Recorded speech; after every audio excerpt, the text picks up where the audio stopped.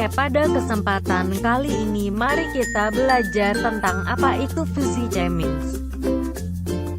Fuzzy K-means clustering, FCM atau dikenal juga sebagai fuzzy isodata, merupakan salah satu metode clustering yang merupakan bagian dari metode hard K-means. FCM menggunakan model pengelompokan fuzzy sehingga data dapat menjadi anggota dari semua kelas atau klaster terbentuk dengan derajat atau tingkat keanggotaan yang berbeda antara 0 hingga 1. Tingkat keberadaan data dalam suatu kelas atau klaster ditentukan oleh derajat keanggotaannya. Teknik ini pertama kali diperkenalkan oleh Jim Bezdek pada tahun 1981. Selanjutnya kita memasuki tahapan algoritma serta rumusnya.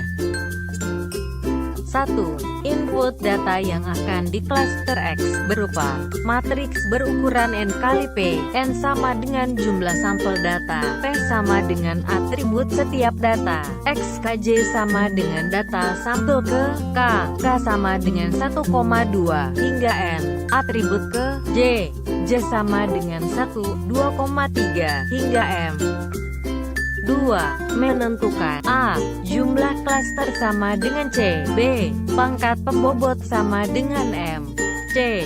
Maksimum iterasi sama dengan maksiter. D. Error terkecil yang diharapkan sama dengan C. E. Fungsi objektif awal sama dengan P. 0 sama dengan 0. 3. Hitung pusat klaster ke K, V, I, J, di mana I sama dengan 1, 2,3 hingga C, dan J sama dengan 1, 2,3 hingga M. Rumusnya seperti di bawah ini. Lalu selanjutnya hitung fungsi objektif pada iterasi KT, lalu PT dengan menggunakan persamaan sebagai berikut. PT sama dengan elemen N, elemen C, elemen M dikali XKJ dikurangi VJ kuadrat suku IK pangkat M. 4. Hitung perubahan matriks partisi dengan rumus di bawah ini. 5. Cek kondisi berhenti. A. Jika PT dikurangi PT1 lebih kecil dari Z atau T lebih kecil dari iterasi maksimal maka berhenti. B. Jika tidak maka T sama dengan T plus 1 kemudian ulangi langkah keempat. Selanjutnya kita memasuki penerapan tahapan algoritma.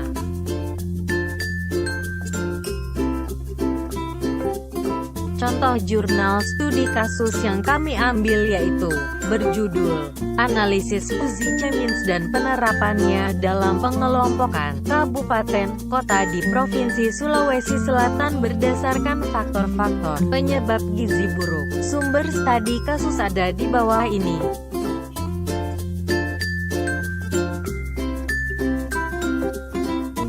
Contoh studi kasus.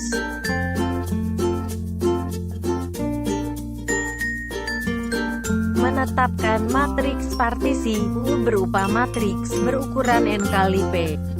N adalah jumlah sampel data yaitu N sama dengan 24, dan P adalah parameter atau atribut setiap data, yaitu P sama dengan 7. X, K, J sama dengan data sampel ke K, dan K sama dengan 1,2 hingga N atribut K, J, dan J sama dengan 1,2 hingga P. Adapun data yang akan digunakan adalah sebagai berikut. Ini adalah data tabel gizi buruk.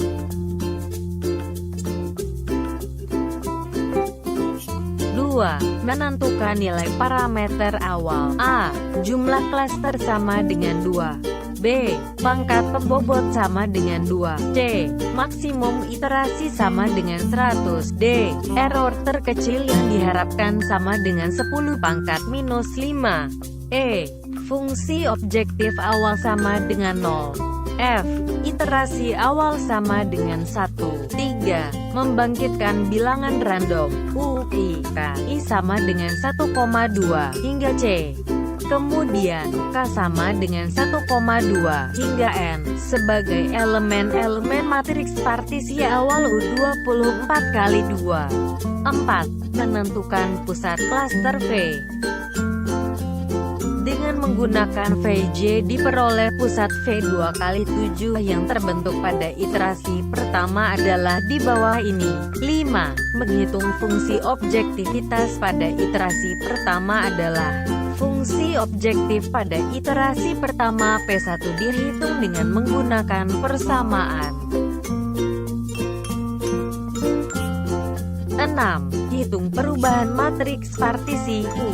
Perubahan matriks partisi U dihitung menggunakan persamaan ini. 7. Mengecek kondisi berhenti. Karena P1 minus P0 sama dengan 622.060.071,1301 minus 0 sama dengan 622.071,1301 lebih besar dari Z. Dalam hal ini 10 pangkat minus 5, dan iterasi sama dengan 1 lebih kecil dari maksiter 100. Maka proses dilanjutkan ke iterasi kedua dalam kurung, T sama dengan 2. Iterasi dilanjutkan hingga diperoleh P, T minus P, T minus 1 kurang dari M atau T lebih besar dari maksiter. Dengan menggunakan bantuan software MATLAB R2013A, hasil perhitungannya adalah pusat klaster atau center, derajat keanggotaan atau matriks U serta nilai fungsi tujuan atau fungsi objektif. Hasil pertama yaitu hasil perhitungan nilai fungsional dan diperoleh bahwa diperlukan sebanyak 55 kali iterasi sebelum memperoleh solusi optimal bagi nilai fungsional jam UP sebesar 1.791.921.2224. Hasil yang kedua, yaitu hasil perhitungan dari nilai-nilai V, I, J sebagai berikut ini.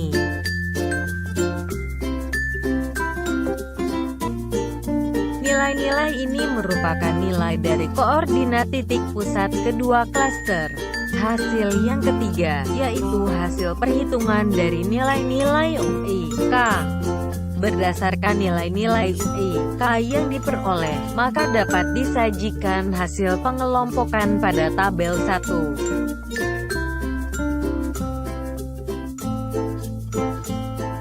Tabel 2. Hasil pengelompokan kabupaten, kota. Di gambar sudah tertera kabupaten-kabupaten yang masuk pada kelompok 1 dan 2.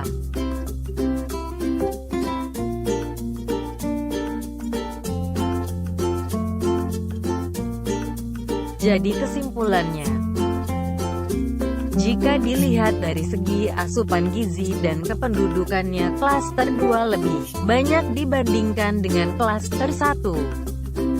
Sedangkan, jika dilihat dari segi sarana dan tenaga kesehatannya, klaster 1 lebih banyak dibandingkan klaster 2. Artinya, kabupaten, kota yang berada dalam klaster 1 jumlah masyarakat penduduknya lebih banyak yang menderita penyakit, dalam hal ini gizi buruk, dibandingkan dengan kabupaten, kota yang berada di klaster 2. Karena, semakin banyak jumlah sarana dan tenaga kesehatan dalam suatu daerah, maka semakin banyak pula masyarakat, penduduk yang berada di daerah tersebut yang menderita suatu penyakit, sehingga perlu disediakannya sarana dan tenaga kesehatan yang lebih banyak.